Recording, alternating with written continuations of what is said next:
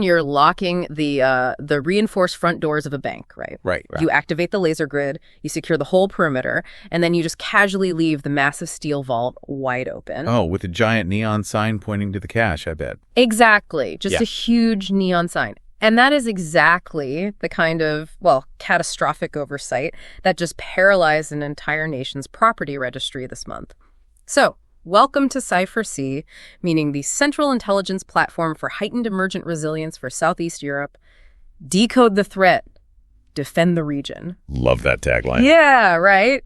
And hey, if you are managing networks or, leading an IT team or just running a business anywhere from Greece, Bulgaria, Romania, Serbia, North Macedonia, Albania, Bosnia and Herzegovina, Montenegro, Kosovo, all the way down to Moldova, pull up a chair. You are right at the table with us for this intelligence briefing. And today's table is pretty crowded with the aftermath of cascading failures. I mean, the theme for today is really the ripple effect. The ripple effect, yeah. Right, because we are looking way beyond just the initial breach to understand the mechanics of how, say, a single unpatched kernel driver or, a compromised shipping vendor spirals into these massive region-wide crises. Things that affect millions of people. Yeah, and that ripple effect is really defining the threat landscape right now. We have a super dense rapid-fire briefing for you today. We're tearing down Romania's 28-day land registry blackout. 28 days. Unbelievable. Just a nightmare. Plus, we're analyzing a cyber attack on an $18 billion logistics giant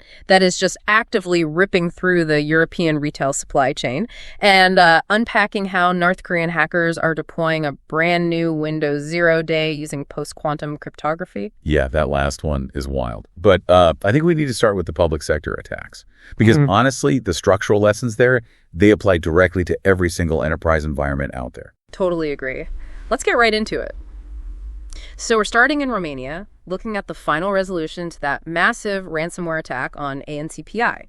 That's the National Agency for Cadastry and Real Estate Advertising. Right. So after 28 agonizing days completely offline, their core e-Terra application was finally restarted in stages this week for internal staff and notaries. Finally. Yeah, finally. But the post-mortem report from DNSC, that's Romania's National Cybersecurity Directorate, is just brutal. No, it really is. It serves as this masterclass in how multiple layers of basic IT hygiene can just fail simultaneously. Yeah. Let's look at the timeline, right? The attackers enjoyed a 4-day dwell time inside the network before anyone even noticed the intrusion. 4 days. I know. In the cybersecurity world, 4 days is an absolute eternity. During that window, they scanned over 1,000 virtual machines. They systematically deleted 100 of them just to clear their path, encrypted the critical production servers, exfiltrated source code from an internal GitLab repository, and ultimately, exposed 2 million user records. And, okay, here is the detail from the report that completely stopped me in my tracks. I know what you're going to say. ANCPI had no antivirus deployed on their primary servers. None. None whatsoever. I mean, they had Bitdefender licensed and running, but it was exclusively installed on employee workstations. Right. Putting endpoint protection on employee laptops, but leaving the main database servers completely bare. That is exactly like that bank vault analogy. Yeah. You are protecting the tellers, but leaving the gold reserves completely unguarded. Yeah, then the darker reality of that analogy is that attackers know exactly how to bypass those tellers to get straight to the vaults. Yep. We often see this specific configuration error in large legacy public administration environments. IT teams sometimes leave security agents off primary servers under this misguided belief that, the antivirus software will cause performance latency. Or crash some ancient legacy application. Yeah, right? Exactly. And the attackers exploited that unprotected compute power to stage their encryption routines. But the thing is, the lack of server-side protection was really only the first domino. Right. There's more. Oh, yeah. The DNSC report highlights rampant password reuse across critical systems and an incredibly alarming operational failure involving their FortiSIEM configuration. Okay, wait. Let's unpack the mechanics of that for a second. Right. I SIEM, a security information and event management platform that is supposed to be your ultimate defensive tool, right? Yes, theoretically. It aggregates all your network logs so you can spot an attack in progress. How does the very tool designed to protect the network end up storing passwords reversibly? So it comes down to the fundamental difference between hashing and encryption. Okay. Best practice dictates that credentials should be hashed. Hashing is a one-way mathematical function. It's like baking a cake. Right. Once the ingredients are baked, you can't unbake it to get your flour back. Even if an attacker steals the hash, they can't easily read the password. Makes sense. But in this Fortisium deployment, administrative credentials were saved using reversible two-way encryption. Oh, no. Yeah. Yeah. That is essentially putting the password in a locked box and just like leaving the key tipped to the bottom of the box. Wow. The attackers compromised the Active Directory, located the encryption keys, reversed the math, and pulled the passwords in plain text. They gave themselves the master keys to the entire kingdom. So the impact of giving attackers the master keys translates to total paralysis. We are talking about 94,000 pending real estate requests frozen in place. Yeah. Mortgages, property sales, land transfers, the entire real estate economy of a European nation just stopped dead for a month. And the blast radius was total because the architectural trust was flawed. Even their backups were caught in that exact same blast radius. Because they were on the same network, right? Exactly. Because the backup servers shared the same compromised Active Directory environment and the same authentication architecture as the primary servers, the ransomware just wiped the live data and the safety net simultaneously. This forced the Romanian government to completely abandon the infected hardware and rebuild the entire system from scratch in the government cloud. So connecting this directly to you, especially if you manage public administration, municipal infrastructure, or legacy systems anywhere across Southeast Europe, this was not some highly advanced zero-day nation-state exploit. No, not at all. The attackers did not burn $1 million cyber weapon here. This was a catastrophic failure of basic fundamentals. Absolutely. The operational mandate for your team this week is clear. Audit your SIEM and audit the isolation of your backups. Yep. Because if your backups share the same network segment and rely on the same authentication credentials as your primary servers, you don't actually have backups. Right. You just have a highly convenient second copy of data waiting to be encrypted by the exact same ransomware payload. Right. Now, when a core government service is fundamentally shattered like that, the recovery timeline is measured in months. But what happens when the infrastructure actually bends instead of breaking? Because Romania wasn't the only national agency dealing with a massive blackout this month. Oh, yeah. Greece. Yeah. On August 5th, Greece's National Organization for the Certification of Qualifications and Vocational Guidance, EOPPEP, was also hit by a ransomware attack. Right, and they were offline for 8 days. Which is still a lot. Yeah. I mean, in any context, an 8-day total outage is a significant operational disruption. But the outcome was vastly different for the total infrastructure collapse we saw at ANCPI. How so? The critical differentiator is that EOPPEP successfully safeguarded the actual integrity of its files, its professional registers, and its core citizen data. Okay, but 8 days is still a massive hit to productivity. Let me push back on this a bit. Were the Greek authorities just, dealing with a less sophisticated ransomware gang?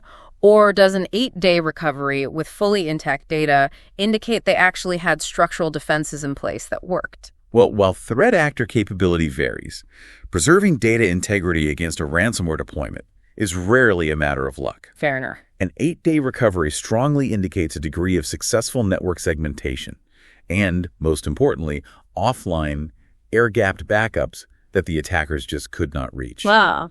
Think of network segmentation like the watertight bulkheads on a submarine. Right. If one compartment breaches and floods, the bulkhead seals shut to prevent the entire vessel from sinking. So the attackers breached the perimeter, but the structural bulkheads held the critical databases safe. And their crisis communication was notably agile, too. They didn't just go dark and leave the public guessing. They immediately issued public guidance to freeze regulatory deadlines and fee payments that fell during the outage window. Exactly. And comparing these two Southeast European public bodies side by side reveals a stark lesson in incident response maturity. Both face severe ransomware events in the exact same month. Yep. One organization contained a lateral movement, restored from untainted backups within 8 days, and executed transparent citizen communication. The other required nearly a month of downtime, lost 2 million records, and had to migrate to entirely new infrastructure. Just a massive difference. Yeah. Technical recovery is ultimately dictated by architectural preparation. So the lesson for every organization listening is that your technical incident response plan must be paired with a predefined public communication strategy. When your systems inevitably go down, you need a mechanism already mapped out for granting regulatory, financial, or deadline relief to your users so they aren't unfairly penalized for your IT failures. Absolutely. And, internal segmentation and air-gapped backups will save your data from a direct assault. But internal segmentation loses its effectiveness when the threat vector originates from an entity you've explicitly trusted and invited inside your perimeter. Oh, third-party risk. Exactly. The third-party supply chain risk remains the hardest vector to defend against. And that brings us to a massive supply chain event. Between July 29th and August 1st, CEVA Logistics was compromised. And this is not a small vendor. This is an $18.3 billion global shipping giant. Massive. Yeah, the cyber attack hit at least 8 of their major European warehouses. The hackers didn't just mess with tracking numbers or cause shipping delays. They accessed the downstream customer data. Names, home addresses, phone numbers, and emails were all exposed. This illustrates perfectly how a single logistics provider's breach cascades into a multi-sector event. A shipping company holds an unbelievable concentration of external data. Right. And the downstream victims who are now legally required to notify their customers are staggering. You have Valve dealing with exposed data for customers who bought Steam gaming hardware. Wow. You have the Dutch e-commerce giant Bol, luxury retailer the Bijenkorf, banking group ING, and even the Ajax football club all caught in the crossfire. I look at this like eating at a highly vetted 5-star restaurant, but getting severe food poisoning because the delivery truck's refrigeration system failed in transit. You trusted the restaurant, you researched the chef, but their unseen gender let you down. That's a great way to look at it. Yeah. And taking that analogy further to explain the technical reality, imagine the restaurant's internal inventory system is digitally plugged directly into that delivery truck's thermostat via an API. Oh, right. When the truck gets compromised, the attacker can ride that API connection straight into the restaurant's main network. These massive brands integrate deeply with CEVA Logistics through vendor portals and automated data exchanges. So they just walk right in. Exactly. The attackers hit the logistics hub and instantly gained access to the proprietary customer data of dozens of separate corporations. For Southeast Europe, this intelligence is deeply relevant. I mean, this region is a massive artery for global transit and contract logistics. We have critical transport corridors running right through Greece, Romania, Serbia, and North Macedonia. A logistics hack strikes at the economic engine of the sea transit routes. It clearly demonstrates to non-technical business leaders in the region exactly why the strict supply chain security clauses embedded in the new NIS2 regulations are entirely justified. Yeah, they really are. The downstream victims, the banks and the gaming companies, they didn't choose to interact with these hackers. They simply chose a warehouse partner whose security posture failed. So the practical takeaway for you is that vendor due diligence has to completely evolve. It can no longer be a static procurement checkbox where you simply ask a vendor if they have a cybersecurity policy on file. It must become an operational continuity mandate. Exactly. You have to ask, how exactly does your logistics vendor segment your customer data from their other clients? If their warehouses go offline, what is the automated fallback for your data? Right. Supply chain attacks leverage operational trust. Right. But some threat actors don't need to trick a third-party vendor. Sometimes they just weaponize the fundamental math of the operating system itself to forge a skeleton key. Okay, and that brings us to Microsoft's massive August 2026 Patch Tuesday. They pushed fixes for over 400 flaws, including 3 0 days. 400. Yeah, it's a lot. But we need to put a massive spotlight on one specific vulnerability, and that's CVE 2026-68820. This is a severe privilege escalation flaw in the Windows ancillary function driver, known as AFD.sus. Right. So the ancillary function driver is a core kernel-level component that handles WinSock, basically the API that essentially manages all network communications in Windows. Okay. A vulnerability at this depth is devastating because it allows an attacker to elevate their permissions from a standard user all the way to system-level access. And North Korea's Lazarus group has been exploiting this exact 0 day in a highly sophisticated campaign dubbed Operation Dream Job. Oh, yeah. Targeting defense and aerospace firms across Europe and India. So let's look at the attack path here. They send incredibly convincing fake recruiter PDFs, like, say, a highly detailed Lockheed Martin job description to specific employees. But here is where the technical details get absolutely wild. Yeah. Once the initial malware is executed on the machine, it negotiates its command and control channel back to the attackers using C.I.P.H.E.R, which is also known as MLE key. Yes.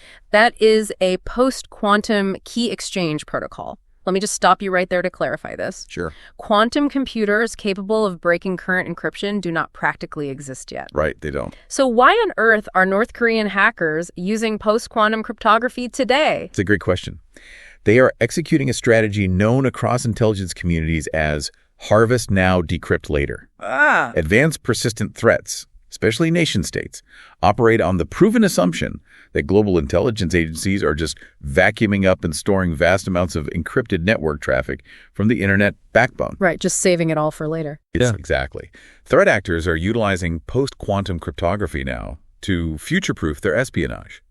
When quantum computers finally come online and stabilize in, say, 5 or 10 years, the historical traffic captured today cannot be retroactively decrypted by rival governments. That is crazy. They're mathematically sealing their current operations against future technology. That is next-level operational security. They're hijacking legitimate, vulnerable infrastructure, like unpatched round-cube webmail servers, and using military-grade, future-proofed encryption to securely pull down a kernel rootkit called FUD module. Yeah, FUD module. And this rootkit is incredibly nasty. It specifically targets and blinds event tracing for Windows, completely neutralizing the machine's security telemetry so defenders just cannot see what is happening. And this brings up a very dangerous misconception we frequently encounter in Southeast Europe. What's that? Smaller organizations, regional SMEs, local tech firms, or Tier 2 defense contractors in the C region, they often assume they're entirely too small for a nation-state like North Korea to care about. Right. They think they're flying under the radar because they aren't some multinational defense conglomerate. Exactly. They believe their low profile acts as a defense mechanism. But automated exploitation does not look at a map, and it certainly doesn't read your company's revenue report. Nope. These threat groups utilize massive automated botnets to scan the entire global IPv4 space for vulnerable infrastructure to hijack, and use as staging grounds for their larger campaigns.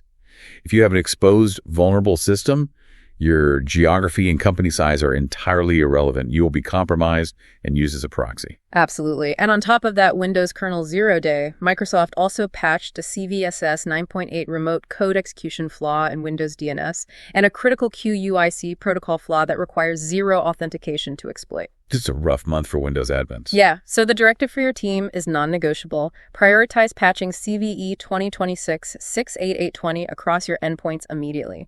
Furthermore, you need to urgently educate your HR teams and your engineering staff about these highly targeted Operation Dream Job lures hiding in LinkedIn messages and PDF attachments. Definitely. So we've dissected massive government infrastructure collapses, logistics supply chain vulnerabilities, and deep kernel exploits. I think we need to close out the briefing by looking at the platforms that handle the actual money. Let's do it. Adobe just patched 3 maximum severity CVSS 10.0 flaws across their Cold Fusion and Campaign Classic products. But the intelligence we really need to focus on carries a slightly lower score with a much higher immediate operational threat. Yes, CVE 2026 SEV 11362. Right. This is a critical incorrect authorization flaw deeply embedded in Adobe Commerce and Magento open source. And the reason this demands immediate attention is that it is already being actively exploited in the wild. Right now. This vulnerability targets the authentication mechanism. It allows an unauthenticated attacker to manipulate the generated security token and literally switch an active customer session over to another account. Let me make sure I understand the mechanics of this. Yeah. Does this exploit basically let a hacker sneak down the hallway of a hotel and seamlessly swap the room numbers on the doors while the guests are sound asleep inside? Building on that scenario, it's actually far more insidious than just swapping the numbers on the door. Okay. The attacker is actually tricking the front desk's computer system into reassigning the master key card directly to the attacker's pocket, while the original guest is still standing in the lobby. Oh. Yeah. When a user logs in, the server generates a unique session token, the VIP pass, right? Right. By exploiting the incorrect authorization logic, the attacker forces the server to accept a manipulated request that routes the victim's session to the attacker. Suddenly, The attacker has complete, authenticated access to the victim's account, their private order history, and their saved payment methods. And all without ever needing to steal or guess a password. Exactly. They bypass multi-factor authentication entirely because the server believes they are already authenticated. Man, this should be a massive flashing red alert for the bustling e-commerce, retail, and SME sectors across Southeast Europe. I mean, Magento and Adobe Commerce are foundational, highly utilized platforms for online retail in this specific region. They absolutely are. If attackers are actively scanning for and swapping sessions, a vulnerability like this destroys consumer trust overnight. Your customers will log in and see someone else's data, or worse, have their own data silently drained. And the mitigation timeline here is razor thin. Yeah. Adobe-hosted cloud instances have already been automatically remediated by the vendor. But the practical takeaway is directed at any organization running fully on-premise or hybrid deployments of these platforms. These are classified as Adobe Priority 1 patches. They must be applied within 72 hours of release. Period. If you manage a Magento instance locally and you haven't patched this week, you are currently exposed to active automated exploitation. So let's pull all of this intelligence together. We started by examining a core government agency in Romania crippled for a month simply because they prioritized server performance over basic antivirus protection. Right. We explored how highly vetted logistics providers are exposing gamers and banks because of interconnected API vulnerabilities. And we traced North Korean hackers deploying kernel-level 0 days shrouded in post-quantum cryptography. A lot of ground covered. Yeah. The ultimate lesson weaving through every one of these stories is that your security posture is deeply, inevitably intertwined with the rest of the world. You are part of the ripple effect, whether you want to be or not. And, looking closely at the Lazarus deployment reveals a fascinating and, frankly, quite concerning shift in the defensive landscape. What's that? Well, if nation-state threat actors are already encrypting their malware command traffic using post-quantum cryptography, are we rapidly approaching an era where analyzing network traffic is completely useless? Wow, yeah. In a few short years, examining the actual behavior of a system, monitoring what the processes are physically doing on the endpoint memory, might be the only viable method left to catch a sophisticated breach. The data packets traveling across the network wire will just be mathematically impossible to break or inspect. That is a fundamental shift in how we approach visibility, and definitely something to seriously mull over as you evaluate your own network defenses and endpoint telemetry this week. Thank you for joining us at the table for this intelligence briefing. Stay sharp, verify your backups, patch your systems, and we will see you next time on Cypher C.